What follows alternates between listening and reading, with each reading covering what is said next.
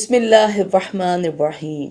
شروع اللہ کے نام سے جو بڑا مہربان اور نہایت رحم کرنے والا ہے۔ حضرت فاطمہ رضی اللہ تعالی عنہا کہتی ہیں کہ نبی اکرم صلی اللہ علیہ وآلہ وسلم نے فرمایا، میری امت کے بدترین لوگ وہ ہیں جنہیں نعمتیں دی گئی ہیں اور وہ لوگ رنگا رنگ کے کپڑے اور قسم قسم کے کھانے طلب کرتے ہیں اور باتیں کھول کھول کر گفتگو کرتے ہیں۔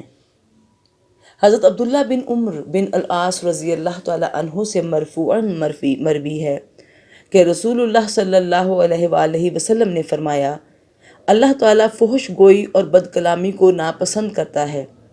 اس ذات کی قسم جس کے ہاتھ میں میری جان ہے، قیامت اس وقت تک قائم نہیں ہوگی جب تک امین کو خائن نہ سمجھا جائے اور خائن کو امین نہ سمجھا جانے لگے، اور بد کلامی اور فحش گوئی، قطع رحمی اور برے پڑوسیوں کی کثرت نہ ہو جائے۔